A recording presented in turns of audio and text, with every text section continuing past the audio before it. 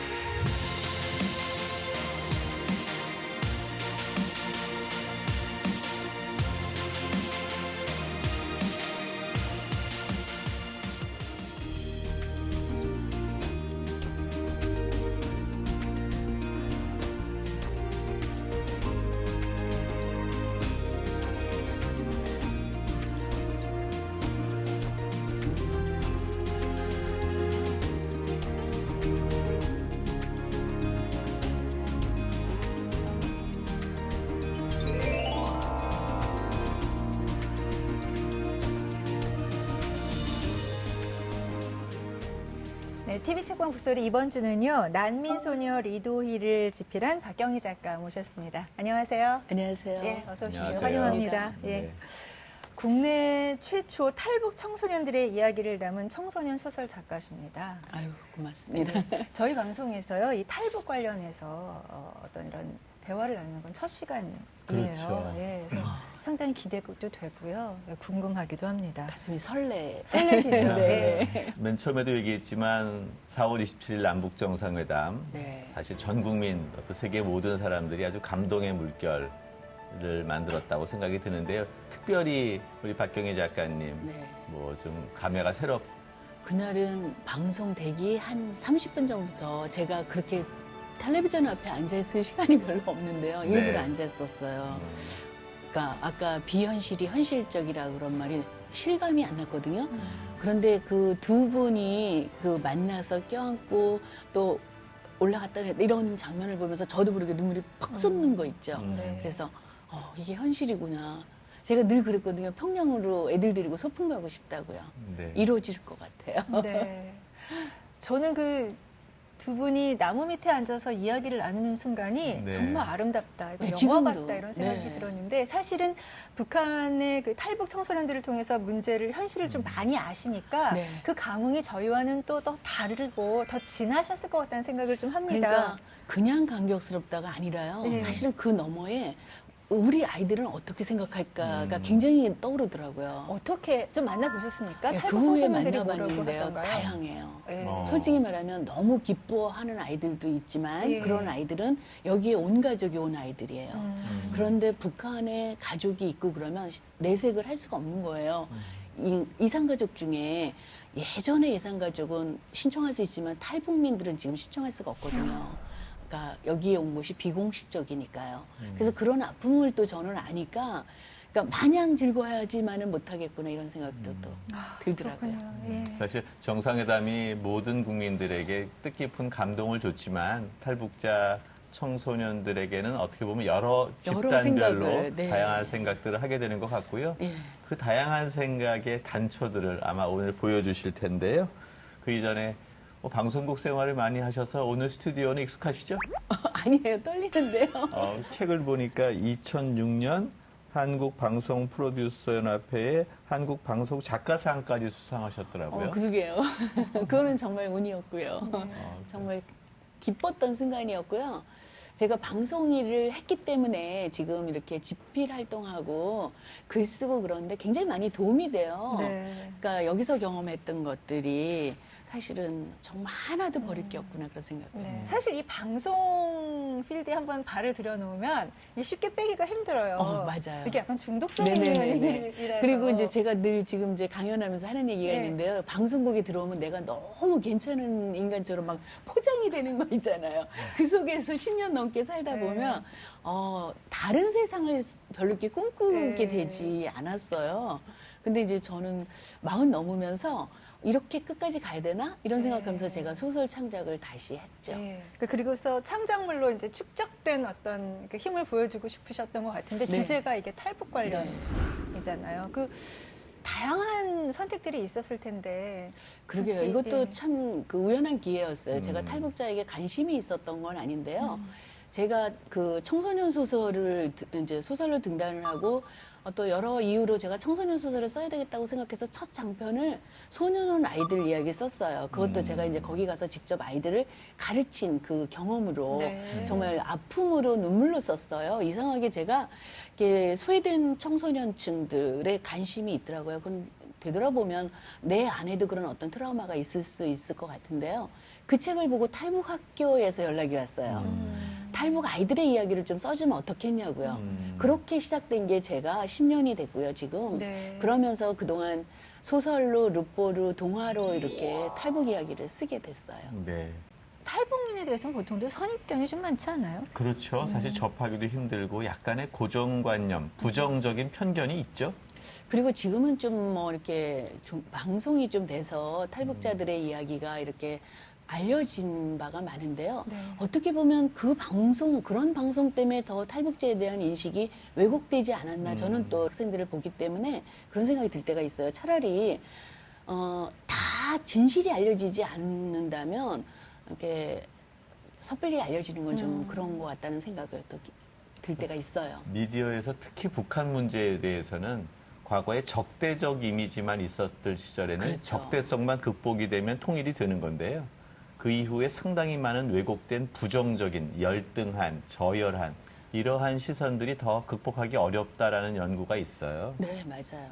그래서 탈북자들이 가장 힘든 게 뭐냐 그러면요. 경제적인 거 이런 거가 아니라 네. 자신들을 바라보는 편견. 예를 들면 아르바이트 하려고 가면요. 조선족이라 그러면은 써줘도 탈북자라 그러면 안 써주는 경험을 대부분의 탈북 청소년들이 하고 있어요. 이게 바로 실질적으로 우리가 맞닥뜨린 문제가 아닐까 그런 생각이 들어요. 그래서 제가 만난 북한에서 온 친구들이요. 전 친구라 그러거든요. 친구들이 맨 처음에 여기 와서 고치는 게 말투예요. 그러니까 제가 책에서 씁내다 뭐 이렇게 이런 말들 전혀 안 써요. 네. 우리랑 거의 비슷한. 특히 우리보다 더 표준말. 예. 엄청나게 중국에서부터 그 연습을 하고 오거든요.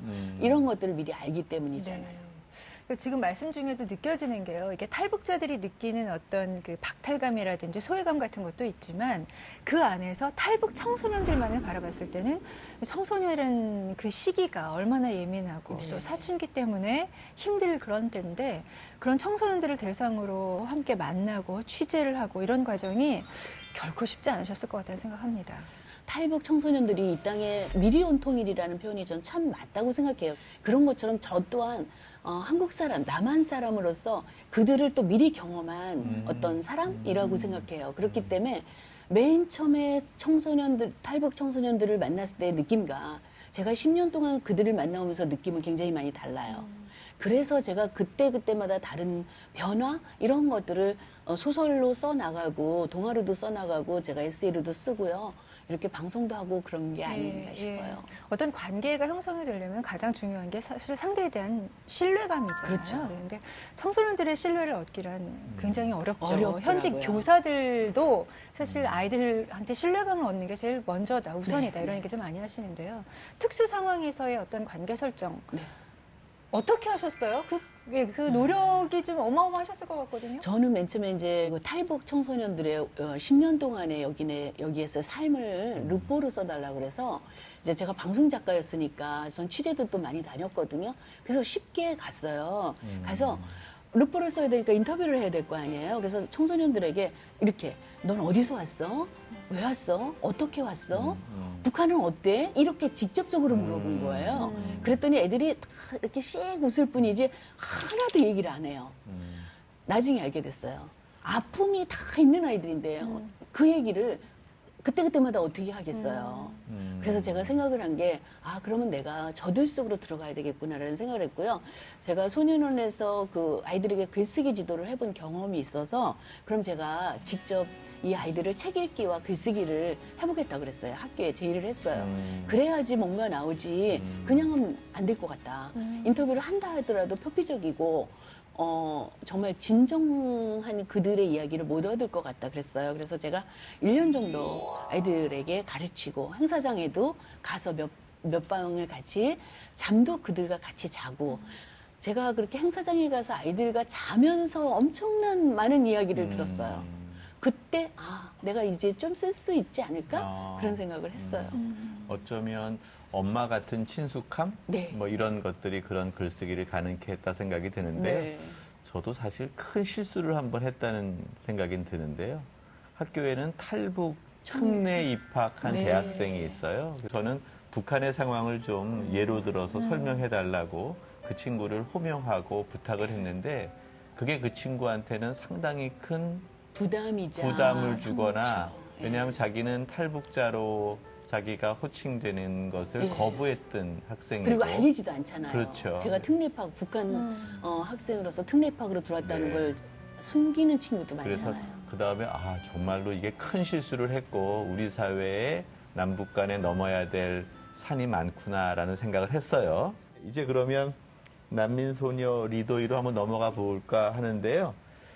다 이렇게 아주 이쁜 제목이고 이게 빨간색 배낭을 메고 있고 너무 좋은데 제목이 난민소녀예요. 네. 저희 일부러 같으면 일부러 탈북소녀가 아니고요. 탈북소녀라고 네. 기대를 했는데 탈북과 난민 큰 차이가 있는 것 같은데 네. 어떤 취지로 난민소녀라고 쓰셨나요? 네, 제가 이제 하면서 느낀 게 넘어오기까지의 과정, 북한에서의 그 힘든 삶, 아니면 더 극대화된 그들의 가난, 이런 것들을 너무나 많이 보여주는 작품들이 많더라고요. 그래서 저는 어떤 생각을 했냐면요. 이제는 그들이 여기 넘어오기까지의 과정보다 여기 와서 뿌리 내리는 게 중요하다. 그런데 그러면 북한에서 온 아이들만 난민일까? 그 당시에 그렇게 생각했어요. 이거 쓸 때. 사실은 이 땅에 살고 있는 청소년들은 모두가 어떻게 보면 아프잖아요. 아프면서 성장하는 거고 그런 과정을 겪는데 이들과 함께 섞여가는 과정 속에서 어쩌면 청소년들이든 이렇게 힘든 과정을 겪는 아이들은 전부 다 난민이 아닐까. 거기에 맞닿아서 제가 리도이를 난민 소녀라고 생각했고요.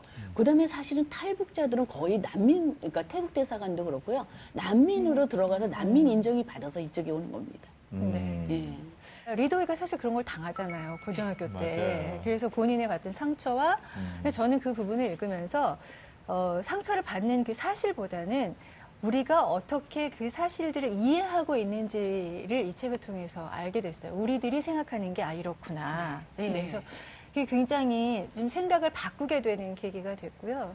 또 이제 그런 면에서 그 이도유하고 똑같이 중심축을 뭐 같은 무게감은 아니지만 그 축을 이루는 남한에서 캐나다로 유학간 은우. 멋진 남학생이 네. 하나 나와요. 네. 이름이 뭐죠? 은우예요. 은우. 은우. 네. 네. 은우의 대사 중에 이런 게 있어요. 나도 어쩌면 난민인지 몰라. 너는 평양에서 나는 서울에서 왔다는 것만 다를 뿐. 너와 난 난민 공동체인 셈이지. 이게 뭐 이제 어떻게 보면 우리 남한 청소년들이 네. 앓고 있는 아픔을 또 이 안에 담아주신 것도 같고 네. 작가의 의도를 정확히 한번 밝혀주시면 좋겠어요. 제가 난민 소녀라 그러니까 얘가 뭐 시리아를 갔다 오는 거야 뭐 이렇게 물어보는 사람들도 많았어요. 근데 정말 의도적이었어요. 그 은우와 같은 대한민국의 청소년들 너무 많고요. 실질적으로 저는 아들을 그렇게 키웠거든요. 이 땅에서 적응하는 걸 너무 힘들어서 제가 중3 때 할 수 없이 외국으로 보냈고 그 과정 우리 아이가 그 은우처럼 문을 열고 나가면 그 15층 그 빌딩에서 떨어져서 죽고 싶을 만큼 내가 왜 여기까지 와서 낯선 언어로 공부를 해야 되는가 이런 어떤 울부짖는 얘기를 제가 아이 어릴 때 들었고 눈물을 흘렸던 적이 있거든요. 그러면 그 아이 은우의 심정이나 이 땅에 있는 청소년들 자기 아직까지 그 길 찾기 힘들어하는 아이들이나 도희나 뭐가 다르냐. 개구리밥처럼 그 무리를 뱅뱅 떠도는 아이들의 그 모습을 저는 난민에 비유했고요.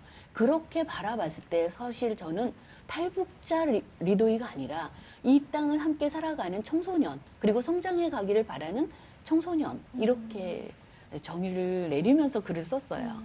사실 탈북이라고 얘기하는 건 되게 남한적 시선이죠. 그렇죠. 예, 그러니까 남한에서 북한에서 내려왔다는 거고 국제적인 용어와 일반적인 학문적 용어는 난민이 맞죠. 그렇죠. 근데 이제 그리고 우리는 북한 난민은 이탈 주민 이렇게 얘기하고요. 그렇죠. 네. 예, 뭐 저기 베트남 난민이나 시리아 네. 난민만 떠올리는데 아주 좋은 개념이라고 생각하는데 아까 은우라고 얘기했죠. 네, 남자죠. 은우가 헬조선 남한의 교육 난민이라는 네. 생각도 들고요. 네, 맞습니다. 예, 제가. 도희가 어떻게 보면 북한의 정치적 또는 경제적 난민 이렇게 생각한다면 난민의 두 주체가 캐나다에서 만나게 되잖아요. 네. 그 설정이 저는 참 독특했던 것 같아요.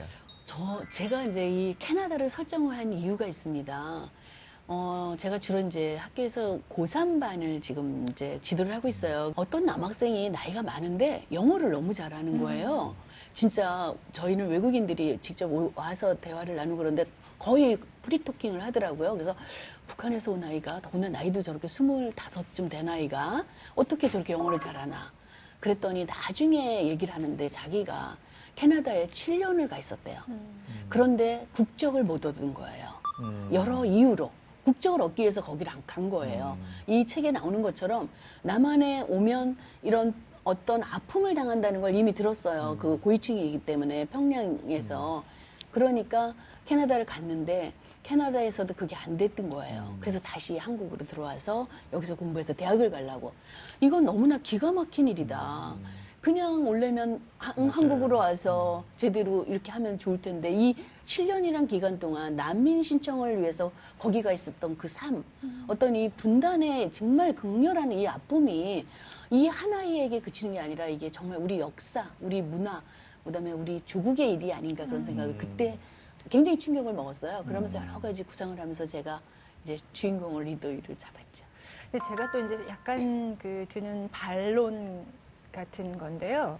탈북이라는 개념은 사실 우리 문제 같거든요. 우리가 책임져야 되고 내가 끌어안아야 되라는 생각이 더 많이 있을 수 그렇지. 있는데 난민하면 좀 객관화되는 맞아요. 느낌이 좀 있어요. 네. 그리고 어느 쪽을 선택하는 게 우리가 좀 더 이렇게 하나가 되는데 좀 더 빠른 길을 갈 수 있을까? 뭐 이런 생각도 저는 들더라고요. 우리가 난민은 사실은 탈북자보다 더 그래도 좀 온화한 그런 걸로 보게 되잖아요. 근데 저는 이들이 정말 진정한 난민의 우리가 정신으로 보면, 마음으로 보면 보는 시각이 다르지 않을까 싶고요. 남북 정상을 하면서 저는 어떤 생각을 했냐면요. 탈북자들이 이 땅에 와서 정말 잘 적응해야 되는데 저들이 잘 사는 모습으로 그리고 정말 이 땅에 뿌리 잘 내려서 당당하고 제가 리도이를 그렇게 그리고 싶었거든요. 어떤 여기서의 어떤 소외층의 삶이 아니라 자기 목소리를 분명히 내는 그 리도희 그런 모습으로 살아갈 때 통일했을 때 사실은 저는 이렇게 생각을 했어요. 이들이 조금 일찍 한국에 남한에 왔고 그들이 여기를 알기 때문에 북한도 알고 남한도 알기 때문에 징검다리 역할을 분명히 할 거다. 긍정적인 그 역할을 지금 내가 만나고 있는 탈북 청소년들일 거다. 그런 의식이 있어야 된다고 생각을 하게 되고요. 정말 앞으로 그래야만 이 통일의 시대에도 그 간극을 좁히는데 좀 도움이 되지 않을까 그런 생각을 해요. 난민 이야기를 좀 이어가자면 사실 우리가 전쟁 치르면서 월남 네. 그리고 이제 냉전 시기의 귀순 그다가 이제 탈북 탈북. 이런 말까지 나왔어요. 그 다음에 또 세터민 네. 뭐 이런 얘기들이 있는데 이런 단어들과는 좀 뉘앙스가 다른 것 같아요. 네. 그래서 이런 단어들 어떻게 생각하셨는지. 탈북민들을 제가 청소년 말고도 이렇게 일 때문에 이렇게 좀 음. 만나게 되는데요. 세터민 이런 얘기를 들으면 마치 이렇게 이런 느낌을 받는 것 같았어요. 왜 우리 저소득층을 모아놓고 이게 행사를 하면서 막 그 높은 사람들 모아놓고 오늘 여기에 모인 저소득층자를 위해서 우리가 뭘 했습니다. 막 이런 어떤 그런 느낌들을 받는 것 같은 느낌이었어요. 그러니까 어떤 네. 구분, 네. 너와 나는 달라 이런 느낌을 받았어요. 그래서 제가 그런 걸 많이 받아서 그냥 저는 친구라고 그래요. 네. 내가 오늘 만난 친구들은 뭐 이렇게 어르신들은 제가 뭐 그냥 어르신 이렇게 해요. 그분들을 만날 때 이렇게 하거든요. 그랬을 때 아직까지 그 언어의 그런 부분도 명확하지 못하면서 그런 것도 좀 더 정리가 돼야 되지 않을까 사실은 생각합니다. 세터민이 나온 얘기가 네. 탈북자들이 그렇게 고정관념의 부정적인 단어의 뜻이 많으니 네. 이제는 세터민으로 부르자라고 네, 새로 세터민으로 정착한 했는데 사람들, 네. 그게 한 20년 써먹으면서 오히려 그것도 또 부정적 편견이 생겼다는 거죠. 그렇죠. 음. 그 본인들도 그건 알고 있고요. 음. 이해를 하면서도 그래도 그렇게 불리는 순간에 약간 움찔하는 느낌을 그럼요. 받았어요. 네. 예. 사실 우리 사회적 조건과 고정관념이 해소되어야지 이 언어의 문제도 자연스럽게 풀리는 게 아닌가 생각도 갖게 됩니다. 예. 네. 그런 면에서 이제 북한 지역에서 쓰이는 언어와 남한 지역에서 쓰이는 언어들이 너무 다르기 때문에 공부를 좀 해야겠다는 생각을 많이 그러면, 하거든요. 네. 재미있는 것도 많고요. 그걸 네. 이렇게 서로 알아가면서 이렇게 느껴지는 기쁨 같은 것도 있어요. 일 근데 없습니다. 그건 이런. 다 아실걸요? 아. 그분들은 그게 괜찮습니다. 그러니까 겸손한 예. 뜻이- 겸손한 뜻이다. 예. 근데 우리는 일 없어. 이거 나만 이상해져. 이렇고요. 근데요, 실제로 학교에서 정말 북한에서는 계란말이를 색삼이라고 그래? 제가 이제 네. 그렇게 물어보고, 그 다음에 그 스타킹을 살양말이라고 그래? 이제 저희가 네. 전제 배운 데, 어디 인터넷에서 찾은 대로 물어보거든요. 근데 아이들이 씩 웃어요. 저희 그런 말 안 써요. 저희 거의 여기에 말하고 똑같아요. 네. 이런 말이 이제 맞는 것 같아요. 네, 왜냐면 네. 약간 억양의 차이일 뿐이에요. 그러니까 네. 조선족 말이 좀 이제 세고 이런 것처럼, 그다음에 중국 언어의 그 오성 이런 게 있는 네. 것처럼 북한 말이 우리가 사투리, 네. 경상도 사투리, 충청도 사투리 다르듯이 북한 말이 그렇게 좀 다르다라고 생각하는 것, 그것부터 좀 변화를 우리가 해야 되지 그렇죠. 않을까 그런 네. 생각이 들더라고요. 그리고 우리 방송을 많이 봐서 그럼요. 예, 우리 그 일상 용어들은 다 그쪽에서도 이해하고 근데 그래도 간간히 재밌는 건 있더라고요. 이 책에도 나오죠. 꽝포 같은 거. 예, 거짓말. 근데 이거는 훨씬 더 그 느낌이 살아요. 그렇죠. 네. 꽝포 치지 말라. 꽝포? 네. 네, 뭐 그런 것도 있고요. 그리고 몸이 쨘다는 말은 진짜로. 맨 처음에 학생이 작가님 제가 오늘 몸이 너무 잽니다 그러는 거예요. 그래서 몸이 째는 게 뭐지? 그랬더니 몸이 너무 아프고 우리 온몸이 쓰신다. 예, 예. 아픈 느낌이 와요. 쨘다. 네, 네. 그렇군요. 그런 표현들. 또 처음에 좀 당황 그래도 하셨을 것 같아요. 그렇죠? 예, 지금도 하고 있는 게 있는데 외우질 못해요. 그래서 물어봐요. 네. 그래도 얼마나 다행이에요. 우리 물어보면 되잖아요. 그렇죠. 뭐 외국어는 물어볼 수도 없잖아요. 그러니까 정상회담 간에 통역이 없는 최초의 그게 너무나 정상회담이었다. 가슴이 네. 뛰었어요. 네. 그리고 이게 우리가 하나의 한글이라고 하는 문자로 통일되어 있고 네. 언어로 통일되어 있는 정말 최고의 조건이 아닌가 생각도 저 듭니다. 그 말씀 하시니까요. 아이들 제가 글쓰기 지도 시키잖아요. 음. 그런데 글을 썼는데 제가 맨 처음에 그 글을 봤는데 어머 얘네 우리랑 똑같이 글을 쓰네? 그러니까 되게 감동적이었어요. 그리고 그 내용도 굉장히 감성적인 거예요. 그래서 나는 거기서 굉장히 딱딱한 그런 것만 쓰고 왔는 줄 알았더니 그것도 하나의 편견이었죠. 그래서 그런 게 깨졌어요. 나의 살던 고향은 꽃 피는 산골 복숭아꽃 살구꽃 아기 진달래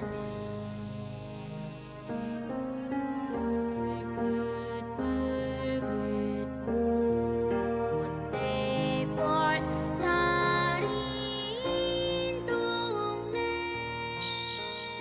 네, 취재 과정에서 만난 북한 출신의 청소년들 뭐 여러 가지 에피소드도 있을 것 같고요. 사연도 있을 것 같고요. 네.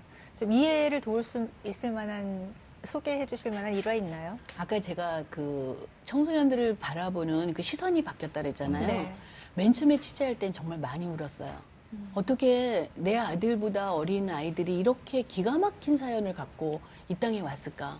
쟤네들이 왜 떠돌아서 여기까지 와야 됐을까? 이런 슬픈 사연이 많아서, 아픈 사연이 많아서 제가 사실은 그동안 그 아이들의 얘기를 좀 방송이나 그 저자 강연을 하면서 많이 했어요. 근데 지금은 웬만하면 이제 하지 말아야지 이런 생각을 하는 게, 내가 그 아이의 아픔을 이야기한 게 진짜 그 아이에게 또 아픔을 주는 게 아닐까 이런 생각이 들어요. 이제는 여기 와서 너무나 변한 아이들 모습을 얘기하고 싶어요.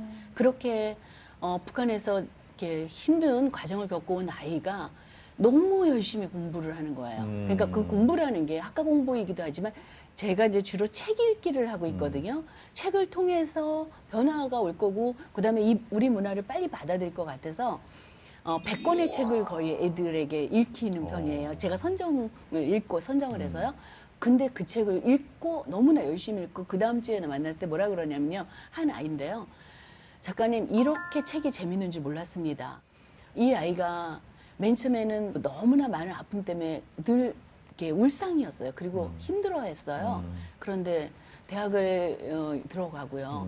거기서 그렇게 열심히 공부를 해서 자기가 지금은 졸업을 했어요. 이 땅에서 자기도 여성으로서 당당한 목소리를 내는 그 위치, 그 자리, 길찾기를 하고 있는 걸 보면서 사실은 탈북 청소년을 지도하고 청소년들에게 바라는 것이 그 예전의 과거에 어떻게 살았느냐가 아니라 지금 어떻게 뿌리내리기를 하고 있고 어떻게 그들이 먼저 이 자리에서 길찾기를 하고 있는가가 더 중요하다는 생각을 했습니다. 그러니까 말씀을 들으면서 사실 저는 굉장히 마음이 아프더라고요. 전혀 다른 환경 속에서 적응하기 위해서 얼마나 치열하게 그렇죠. 살고 있는가를 생각하니까 참 마음이 아픈데, 뭐 그런 얘기가 있잖아요. 고통에 굴복하지만 않는다면 고통은 당신을 더욱 강하게 하는 무기다. 네. 그들은 정말 강하게 자기 인생을 잘 살아갈 거라는 생각이 들고요. 그럼에도 불구하고 우리가 좀 더 이해를 하려면 그들이 이제 남한을 선택해서 오게 된 다양한 이야기들이 있을 네, 거 아니에요. 그렇죠. 다양한 선택들이 있을 텐데 특정 뭐 가난, 빈곤 아니면 정치적인 어떤 문제 이런 거 외에는 잘 알려지지 않은 것 같아요. 그 외에도 좀 네. 다양한 이유들이 있죠. 처음에 제가 만났을 때는 정말로 가난했고 배고파서 왔다는 말이 맞는 것 같아요. 근데 최근에 들어오면서 변화가 있어요. 진짜 우리가 미국으로 부모는 여기서 농사를 져서 아니면 정말 뼈빠지게 일을 해서 유학비를 보내듯이요. 남한을 부모님들이 유학을 보내는 심정으로 자식 먼저 보내는 경우가 종종 있고요. 예. 그다음에 더 놀라운 거는 중국에서 태어난 아이들 있죠. 네. 무국적자 아이들. 네. 엄마는 북한 사람이고요. 강을 건너서 중국에 들어가서 사는데 피하기 위해서든 어쨌든 중국 아버지와 이렇게 살면서 태어난 아이들. 그 아이들이 지금 한국에 많이 들어와 있어요. 그래서 그들의 문제도 사실은 탈북 청소년들 못지않게 그런 변화가 있는데, 그들은 결국은 뭐냐면 남한에 공부하고 또 다른 세상, 세계로 진입하고자 하는 그 열망이 굉장히 강해요.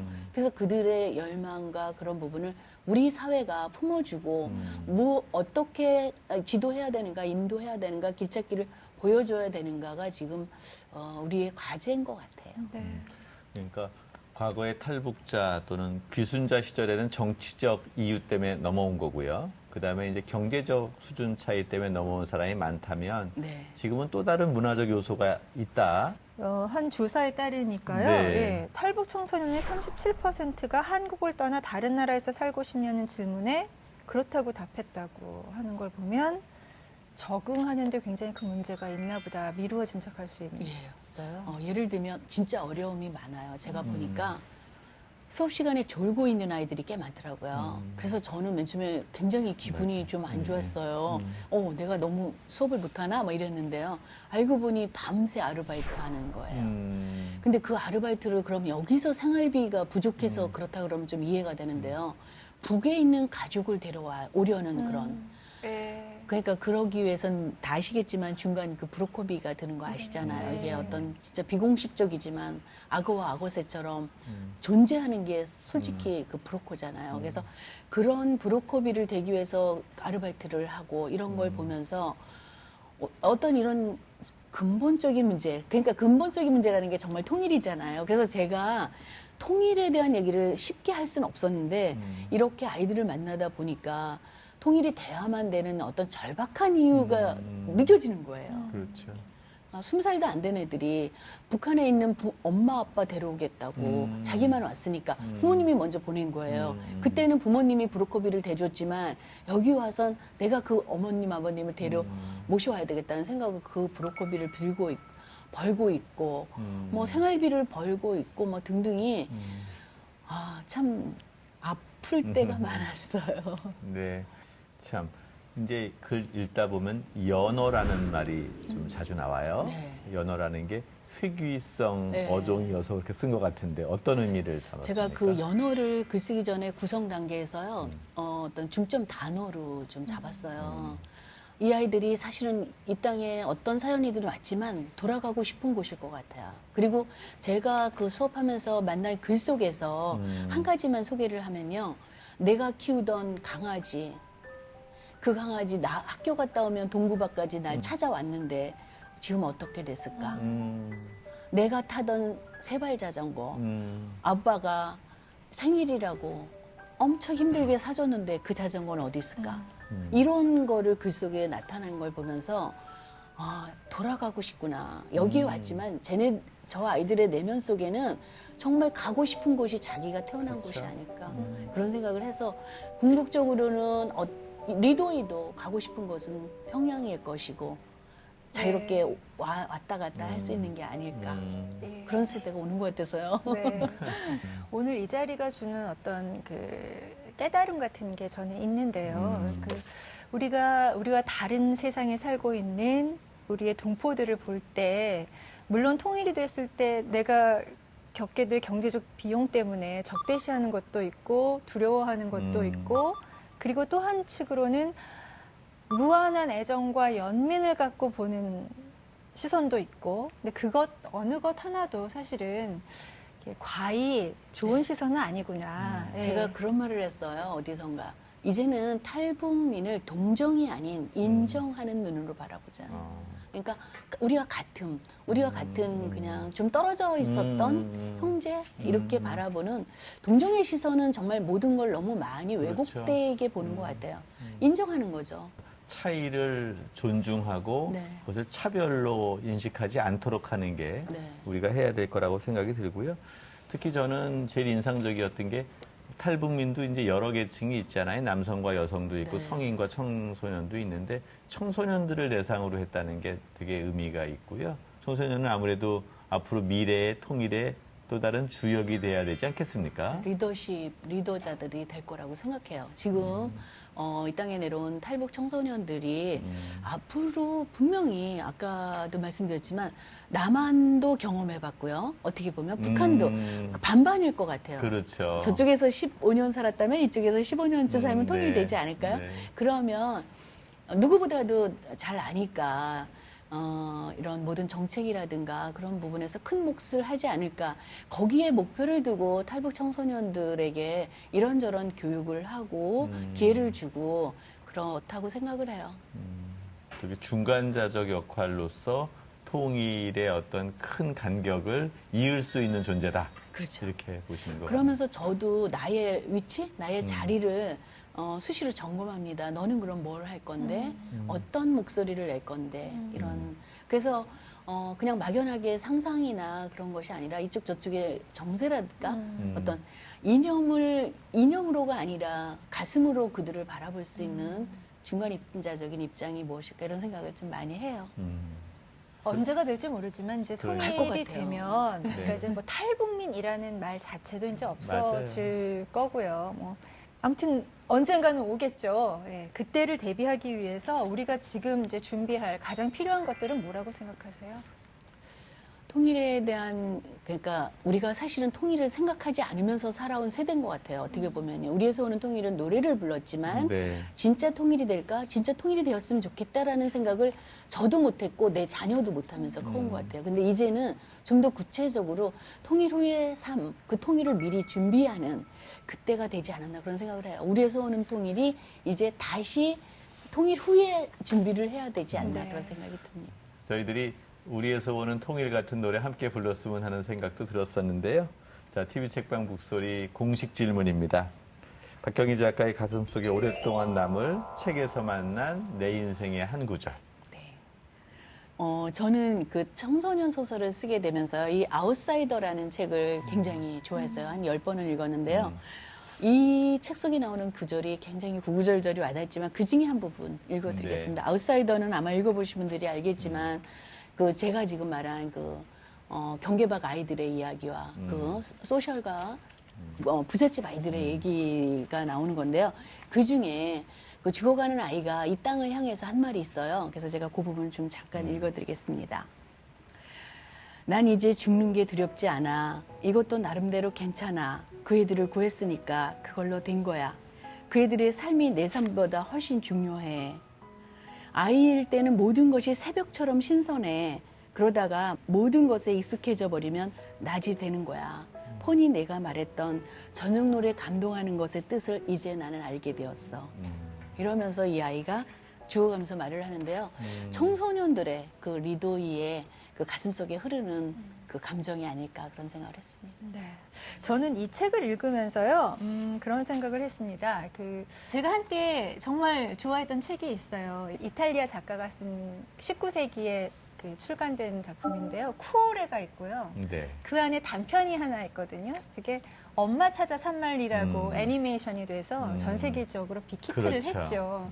객관화해서 이 책을 보면요, 그냥 건강한 청소년, 어떤 소녀가 북한에 있는 어머니를 이렇게 만나기 위해서, 네, 내가 살고 있는 이쪽에서 함께 아, 행복하게 살기 위해서 온갖 고난을, 역경을 네.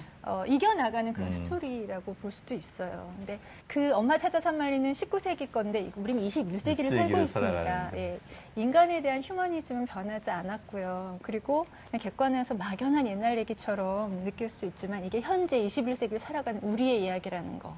그래서 다 함께 좀 네. 관심을 갖고 내 얘기처럼 읽었으면 그런 시각을 좀 가졌으면 하는 생각을 네. 캐나다에서 갖습니다. 리도이가 북한에 있는 엄마를 찾아서 가는 산말리의 트랙이 어떻게 보면 19세기와 맥을 같이 한다. 정말 그러네요. 듣고 네. 보니까. 눈물이 나려고 그래요. 우리 사회 속에 존재하는 차이, 또 차이가 차별을 낳는 그러한 시선에 대한 느낌들이었는데요. 그런 것도 우리 사회가 개선해 나가야 되겠죠. 네. 네. 오늘 TV 책방 북소리 난민소녀 리도이의 작가 박경희 선생과 함께했습니다. 계속해서 지치지 않고 활발하게 활동하시기를 기대하면서 인사드리겠습니다. 고맙습니다. 북소리 덕분에 더 그럴 것 같아요. 네. 감사합니다. 감사합니다. 네.